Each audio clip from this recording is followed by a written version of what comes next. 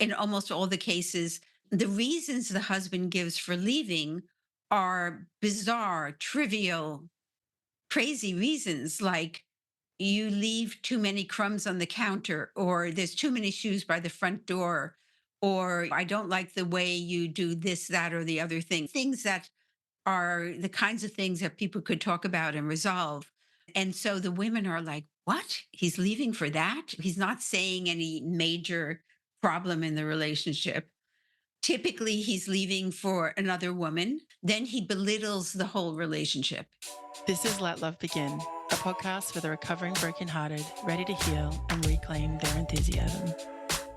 Well, hey everyone. Today's episode is for a really specific group of people. So this episode is for women whose husbands have just picked up and left. So you may have just been living life. Everything's great. Everything's peachy. Nothing kind of seems out of sorts in the relationship. And then all of a sudden, your husband just says in a regular conversation, I'm leaving, we're done. This is a very specific type of breakup that we're talking about today.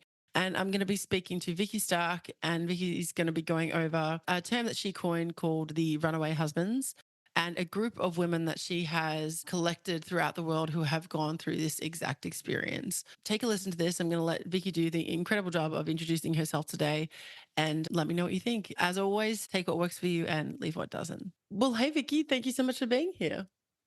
It's a pleasure to be here, Talia. If someone was listening for the first time to this podcast and you had to explain to them what you do and how you help people, how would you do that? Yeah, I mean, I have a multifaceted life, work life, and basically I love every minute of it. I'm a psychotherapist, and so I work with people one on one in therapy, and I have been for a long time, 40 years. But Mhm. really, more recently, in the past, let's say 15 years, I've been working with women who have been left out of the blue from what they believe to be a happy marriage. So I'm a divorce recovery expert. And in 2010, I wrote a book called Runaway Husbands. And so that has sort of been the magnet that has drawn women from all over the world. I'm in North America, you guys are in Australia, the people in Britain, so that women who are really struggling and suffering after the trauma of having been, and very often they've been in a long term marriage and have felt very secure, and their husbands never mentioned that they were unhappy or thinking of leaving. That's sort of the definition of the community that I work with. And then one day out of the blue, he taps her on the shoulder and says, by the way, the marriage is over and I'm moving out right now. So this is, as you can imagine, it's a very traumatic experience. Typically, in 95% of the cases, there's another woman. And very often he moves from his marriage, where he has been a devoted, loving, engaged husband and maybe father, and then moves in with this other woman. And at that point, seems to turn on his wife and not really care about the fact that she's devastated and that she's suffering. And it's like all of his feelings for her have sort of shut down, just like that, which really compounds the whole experience of having been left. So I call this experience wife abandonment syndrome. And it's different from a typical divorce. Because as we know, like a large percentage in North America, it's like 45, 50% of marriages end in divorce. But in a typical divorce, they've been fighting and they've been just talking about divorce and maybe seeing a marriage counselor. And both parties are aware that things are very unstable. But in wife abandonment syndrome, she's believed that she's in perfectly stable, happy relationship, and they're making plans for their summer vacation and they're renovating the house and they're doing all sorts of things. And then suddenly, just like a flash, it's over. So this happened to me in 2006. And because I'm a therapist and a marriage counselor and a divorce counselor, I said, I have to understand this dynamic because it was so shocking Yeah. And so I made a questionnaire and I heard from 400 women worldwide who had experienced this. And as a result of the questionnaire and my own experience and my research, I wrote the book Runaway Husbands and created a website, runawayhusbands.com, which has sort of become a gathering point for women. With the 400 people that you interviewed, the 400 women, what were the commonalities you found in their stories? Like, obviously, the leaving abruptly part, but Yes. was there like a midlife crisis kind of thing going on? Because I'm just trying to understand where this behavior is coming from. When I got the questionnaires back and I sat in my office and I started reading them one after the other, I'm like, oh my God, this is scary. It's eerie. It's almost like all of the men had been reading from the same playbook. They often informed their wives that they were leaving in the middle of a mundane conversation. For example, in my case, I had been on the road for 23 days on a book tour for my previous book about sister relationships. And the night that I came home, my husband came home from work and I said to him, I bought fish. And he said, it's over. And I said, okay, if you don't want fish, we can have something else. Right. And he said, no, it's over. The marriage is over. So that's how I was informed. And then he packed up and left. But that's how I was informed that the marriage was over. And when I read these questionnaires, like one after the other, they're getting ready to go to the market on a Saturday morning and they're in the car. And he says, I've booked an apartment or I'm moving out this afternoon. Or she comes home from work and the moving van has already taken half the stuff out of the house and she knew nothing about it. But very often it's a very everyday, mundane conversation in which he informs her that he's leaving. In almost all the cases, the reasons the husband gives for leaving are bizarre, trivial, crazy reasons like you leave too many crumbs on the counter, or there's too many shoes by the front door, or I don't like the way you do this, that, or the other thing. Things that are the kinds of things that people could talk about and resolve. And so the women are like, what? He's leaving for that? He's not saying any major problem in the relationship. Typically, he's leaving for another woman. Then he belittles the whole relationship. He says things that blow her mind. Like he says, I never loved you. We've been together 34 years, but I never loved you. It's been bad from the beginning. And she's, what are you talking about? Like it totally screws up her sense of reality. Mm. And so these are among the sort of the common things that happen post the husband leaving.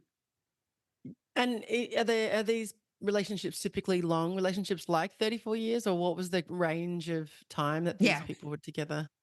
Yeah. I mean, that's not unusual. We have one woman who came to one of my retreats and she had been married 50 years. Wow. Gosh. She'd been married when she was 19. And after 50 years, suddenly he decided, I don't think I like this. I'm going to move on to somebody else. And Mm. so she was married when she was 19. And at the retreat, she had her 70th birthday. And he had left her when she was 69. So that, I mean, that's of course extreme, but many of the women in our community are in 20-year relationships. Although there are some women who are in shorter 6 years or 8 years or 10 years. The average age of women in our community is 53.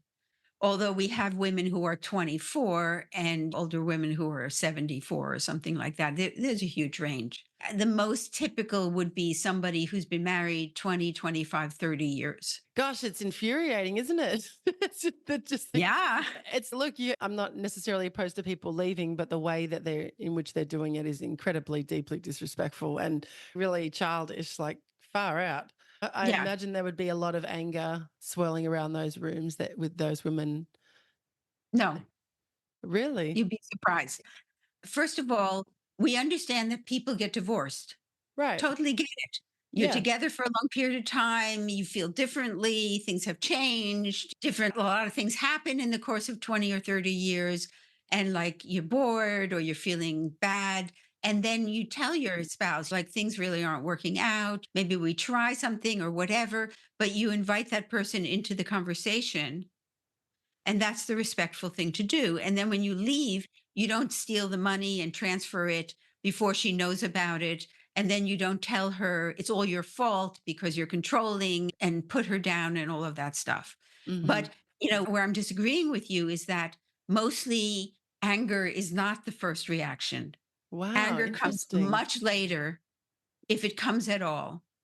And the only reaction in the first many months or maybe a year is hurt. And the women have trouble accessing the anger. And there's a reason for that. And the reason being that if the men have a certain personality type, so do the women. So Right. that many of the women in our community are caretakers and caregivers and self-sacrificers and who gave up their career or who moved around the world for his job and did everything to support him and put themselves last. And that's the kind of profile of the wives who are left behind that tend to be empaths.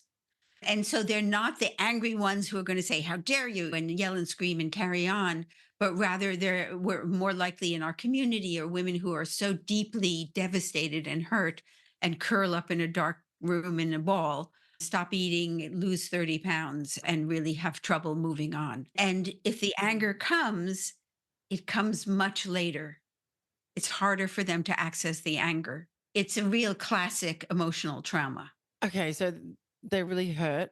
How long does it take them to come up for air after the initial shock and trauma of the situation? Of course, it depends. It definitely not for a long time. Things don't start to feel normal well into a year or more, but it depends on a couple of things. First of all, does she have a life apart from him? Does she have a profession? I always tell women, I'm a therapist also. So I work with young women who are starting their lives and everything. And I always say, you have to have your own life.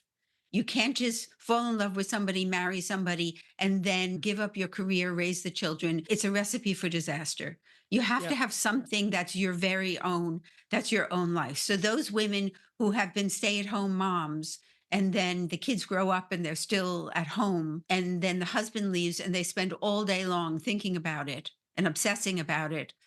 It takes them a lot longer than those women who have to pull their socks up and go to work a week or two later and at least have those 8 hours of distraction every day. So that's one of the things that contributes to a quicker recovery.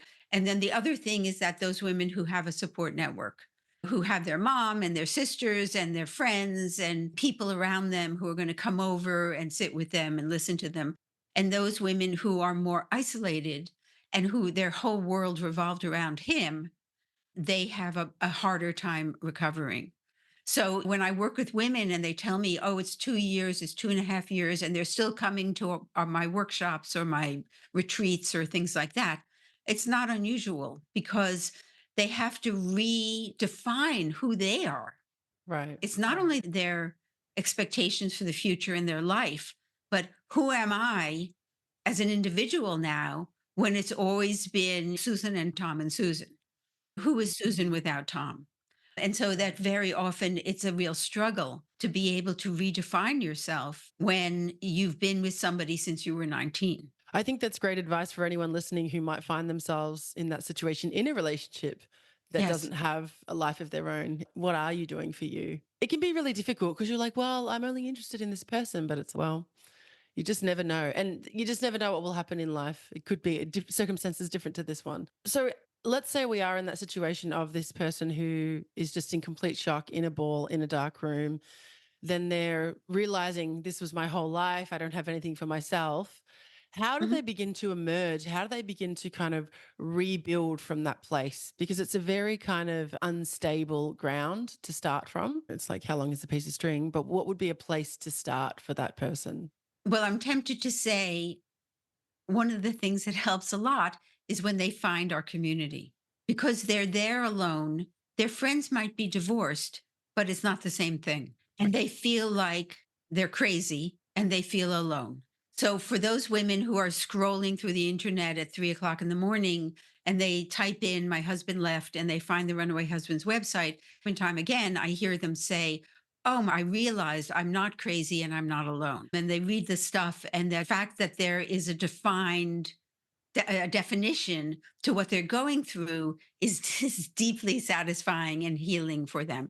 But of course, a lot of women don't sort of stumble upon us or find the book or all of that stuff. And I think, like everything in life, and this is really my message, which is how do you take the hard things in life and use them as an opportunity for you to grow? How do you say, rather than say, everything sucks, my life is terrible, and nothing good is ever going to happen to me, you're forced to work on that negativity and to do whatever you can to try to appreciate what you do have and to try to continue to love life in spite of the fact that things are hard. So it challenges you not to get into that nihilistic negative frame of mind, thinking that everything bad happens to me and nothing good is ever going to happen again and my life is over, because all sorts of hard things happen in life. You can have an illness, you can have a cancer, your husband could die of a heart attack or be in an accident or whatever. Hard things happen in life. But really, the challenge is, how do we take those hard things and they force you to do things to save yourself? And I'll give you a very simple example, which is that after my husband left, I just wanted to stay home. Like, I didn't want to do anything, but I sort of forced myself to go to the gym and sort of plod on the treadmill for 10 minutes just to do something. And I remember thinking, even if I'm only do 5 or 10 minutes, I've got to do this. And so then I would go and I'd do 10 minutes. And once I'm there, okay, I'll do 15, 20 minutes or whatever. And just the action of going to the gym and sort of slowly walking on the treadmill was phenomenally therapeutic, because it shifts your thinking into, I'm not dead yet and I have to save myself. And then the next day you do 15 minutes, and the day after that you do 17 minutes. And little by little, you start to strengthen your life force so that you can re-enter the land of the living. In the beginning, I didn't have my book. There was nothing written about this. No one had ever written anything, or I'm Googling and I'm finding nothing. So I had to really use my own personal resources to strengthen myself and force myself to eat and put food in, because I lost 30 pounds and I was like emaciated by the end of that. And just put food in my mouth and say, chew, force myself to just chew and swallow the food and keep going and keep living. But it's hard. Well, hey there, it's Talia here, and I wanted to take a quick break to let you know that I started this podcast when I went through my most significant breakup. And what really helped me at the time was listening to other people's stories of healing and how they transformed through their breakup. That really helped me understand what I was going through and really gave me help that I could get there too. Before this podcast, I created an online summit where I interviewed 21 experts talking about different aspects of breakups and how we can let go of our ex and begin to open our hearts again. It's called the Let Love Begin Summit. And if you're interested in watching or listening to the summit, you can go to rebellove.com/summit and use the code podcast for 20% off. It's usually just $21, which is $1 per interview, but you can get it for around 16-ish using the code podcast. I hope you get as much out of it as I got making it. Okay, back to the episode. I think that's great advice about the exercising though. Into moving. It doesn't have to be the gym. You can take a walk. Okay, so we have the scenario of this woman who has been left in this very incredibly abrupt way. Let's go back to in the ball on the ground. She's woken up, she's found your community. Obviously, she's starting to connect with people who have been through similar situations. Again, I know it's different for everyone, but I'd love to hear some success stories. I'd love to hear some stories of some women who have perhaps learned to open their heart again and find new situations. And they may not be romantic, they may just be a new group of friends or a new hobby or life focus. Can you give us some positive endings? Totally. I mean, totally, because that's really the goal for everybody. So that many women start to do something that they couldn't have done when they were married. And I'll give you an example. My husband left in November, and in January I was having coffee with a friend. She's a member of a chorus, a woman's barbershop chorus. And she said, "Why don't you come to the meeting tonight?" And I'm like, I have the worst voice in the world. They're never going to let me in this chorus. And she said, just come. So they took pity on me or something. And I joined this women's barbershop chorus. And we met every Wednesday night. And I had to learn the music. They gave you like CDs, and I had to learn the music and practice sitting at home singing. And I did that for 5 years. If I had been married, I would never have done anything like that. First of all, I wouldn't have committed myself every Wednesday night. Secondly, they travel, and it was sort of something that was not really my thing. I'm a sophisticated New Yorker, and we would go on these trips and we would be wearing pink sequined outfits and tiaras and things. Was really not cool, but so much fun. And my husband would have totally looked down on it. So him leaving sort of freed me up to do something I never would have done when I was married to him. So a lot of the women in the community, then we have all this time on our hands. The nights are long, the weekends are empty. And so that people get involved in other kinds of activities, like talking with one woman who's in a running group, and every morning she goes running with this group of people. And if she'd been married, she would have been sitting at home having breakfast with her husband, for example. She wouldn't have been leaving him every morning and going running. And I heard of one woman who went to China and did a Chinese cooking course and became a cook so that people have the opportunity to do things. And of course, people go back to school, they get a master's degree, they become a nurse, they do all sorts of things, partly because they have to have a career and make money and support themselves, but partly because now they have this freedom and the time to do things. So many women are able, after a year or two, to start to envision something different for themselves. And then they don't feel as boxed into who they used to be when they were married. Well, this is great. This is exactly what I want to hear. What I'm hearing you say was because you said a few times, I wouldn't have done that if I'd been with my husband. It's almost Yes. like I wasn't living my life when I was with him. Like I wasn't doing my own thing. Is that what would you say to that? Do you think that kind of rings true or? Look, for a lot of women, it does ring true. They're dependent on what the husband approves of or thinks of things, or very often in the kinds of relationships that result in the wife abandonment syndrome, the man is very dominant. And so that he would be judgmental or he would have opinions about things. And she, in some cases, was sort of walking on eggshells or didn't want him to disapprove or something like that. But which is not to say that, I mean, the women is like an amazing thing. Since I started working with these women and I do every Tuesday night, I do a online therapy group. And so I spend a lot of time with each group and really get to know them. And every time I'm like, the women are amazing. Like Yeah. they're so smart. And many of them are so accomplished. They have like high powered positions. They're like doctors, lawyers, all of that stuff, doing all sorts of interesting things. So it's not like everybody was sort of barefoot and pregnant at home and really not pursuing their own lives. But it's just that when the husband leaves, it does open a certain door that you can explore. No, this is kind of in opposition to the whole premise of someone just getting up and leaving. But speaking to these women and their experiences, has there been any kind of signs that they spoke about? Because I'd imagine that once this happens and once you do come up for air and you're speaking to other people who are in the same situation, you'd be like, let's flick back to our memories. What was I seeing and perhaps not paying attention to or ignoring? So, yes, but the kinds of signs are soft signs. Very often he's complaining about work. He's in grumpy, he's in a bad mood for 6 months before he leaves. And he's complaining about work. And he's not even so much complaining about her, but he's just a little shut down or a little distant or that kind of thing. They're not really the kinds of things that wow wow you can see that he's disappearing and you don't know where he is and he's not answering his phone. It's not so much that. There's a bit of that, but there's not so much that. But often it's mostly that women think back and they say, "Oh yeah, since Christmas he was in a bad mood. He was just grumpy." And what that means is that he's grappling with making this decision and he's just irritable and he's trying to figure out, what am I going to do here?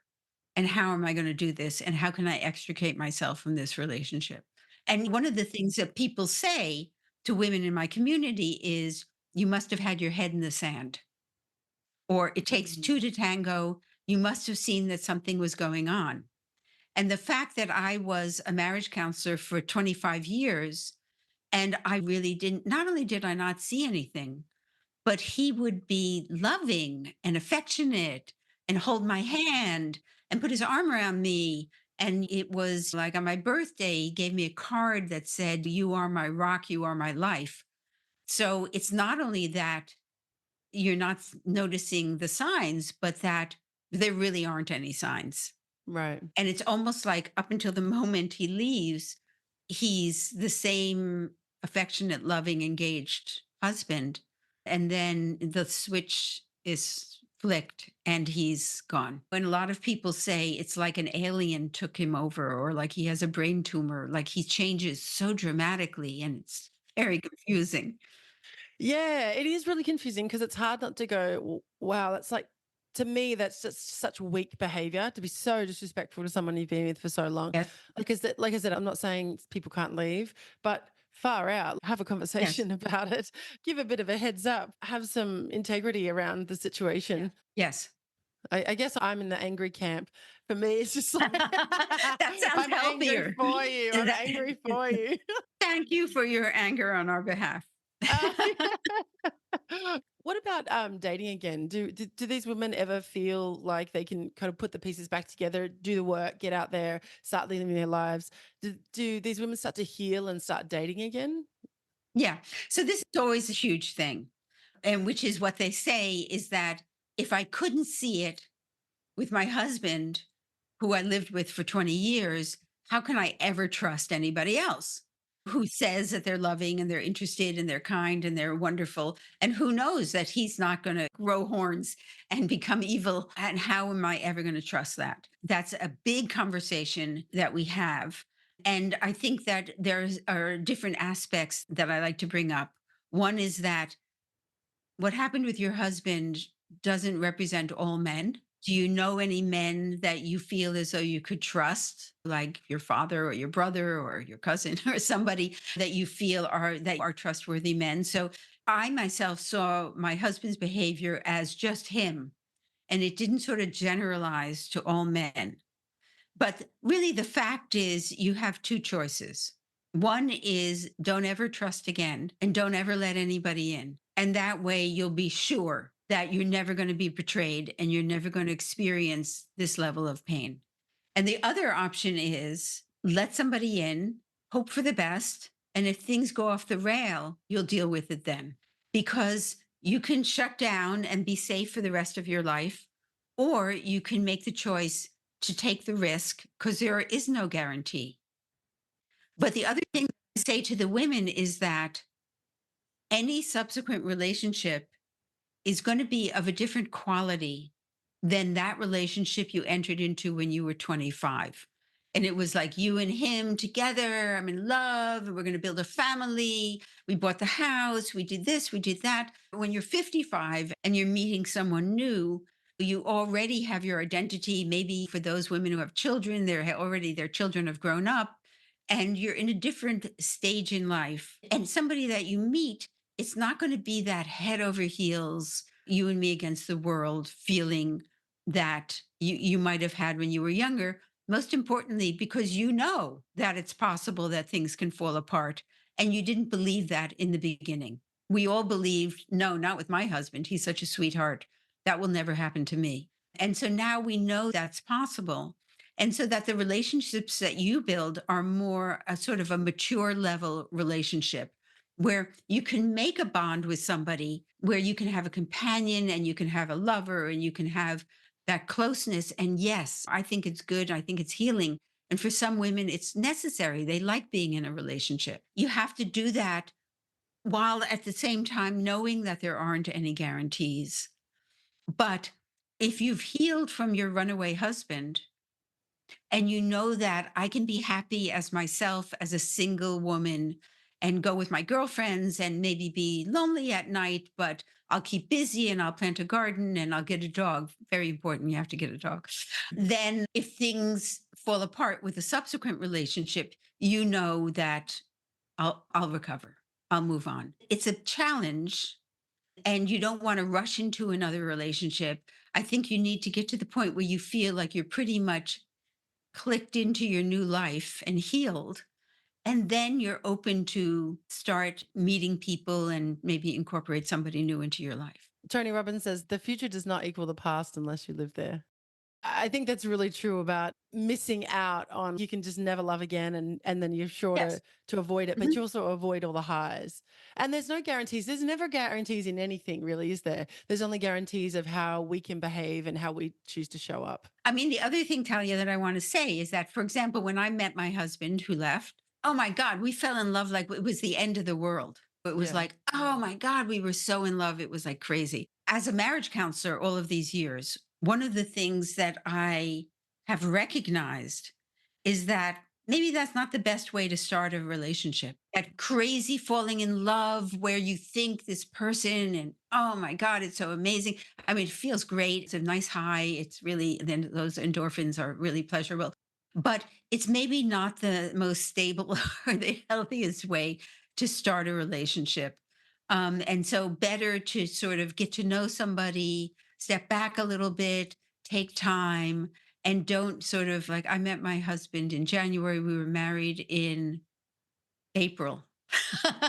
Yeah, right. and he was out of the country for 5 weeks in between. So I hardly knew the man. I think that you have to sort of maybe temper your excitement and try to give yourself some breathing room to get to know the other person. And that might be a healthier way to go in terms of developing a relationship. I heard someone say that if you fall in love, it's easy to fall out of love. But if you grow in love together, then you choose the love. Nice. And yeah, I really Yeah. like that. Mm. Yeah. Let's choose the love instead of fall. Yes. I I don't know about you, but that kind of feeling of falling has kind of stopped for me as I've gotten older anyway. So I think it Yeah. Yeah. automatically there's some inner wisdom that comes out. Yes. Yeah. You know what they call that? That's limerence. Limerence means when you're in the state of mind where your judgment is like a little fuzzy because you're so madly crazy attracted to somebody. Okay, interesting. No, I haven't heard that before. Well, Vicky, thank you so much. This has just been really enlightening and very niche, very specific help Yes. for a very specific group of people. If you had someone who's just experienced this situation and they're listening to this podcast, Mhm. what would you want to say to them in this moment? Okay. First thing I'm going to say to them is, I love you and you will survive. And that when you're in it, it feels like you're never going to recover, but you will recover. And you may even have a beautiful, happier time in your future. You can't see that now, but I can see it because I've seen so many women recover and move on and be happy and enjoy their lives. And so when you're in the depths of misery, it feels the sun will never shine again and you're never going to feel light and feel joy, but keep reaching for life, keep reaching for joy, and try to love your life no matter what condition you're in, and you will recover from this. Vicky, thank you so much for being here. It's been an absolute pleasure having you and listening It's to been a you delight speak about talking with you, this. Tim. Thank you Yeah, so thank you much. so much. And we'll make sure to link all of your website and social links in the show notes. Thanks so much. This podcast is a Rebel Love production. To find the links mentioned in this episode, go to rebellove.com/let love begin. Thank you so Great. much. I Thank you. think you You're did a a great interviewer. oh, thank you. I That's really appreciated it.